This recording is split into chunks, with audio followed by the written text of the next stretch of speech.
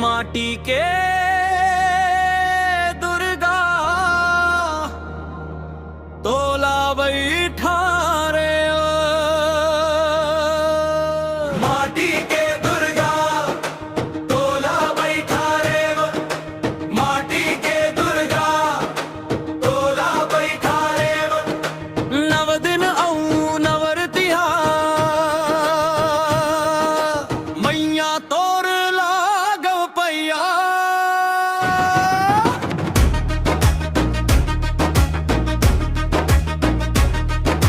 मैया तोर लागव पैया।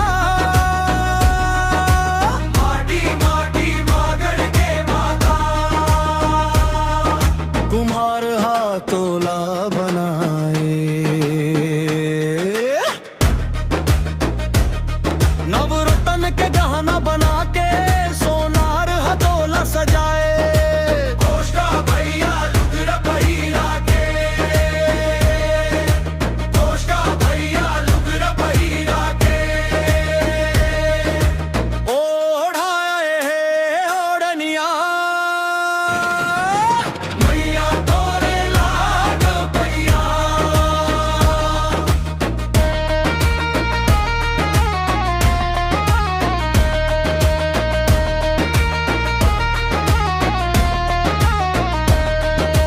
जगदम्बा मूर्ति ला तोर बघवा ऊपर बैठा के ओ। जस लगाए सेवक भगत मन लाने तोला पर घा के ओ।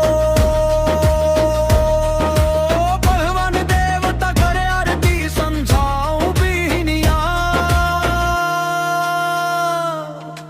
मैया तोर लागव पैया। गौ माता के गोबर ले सुघर अंगना दुआर लिपाए वो। गहूं पिसान के चारों चारों खुट में चुक चुक चौक पुराए वो। चंदन काठ के बड़ही भैया। चंदन काठ के बड़ही भैया मढ़ाए फिर हुलिया।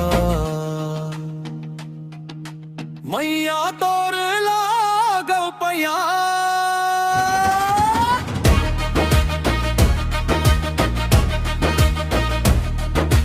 नर नारी मन पूजा करते हैं माता तोर चरण के।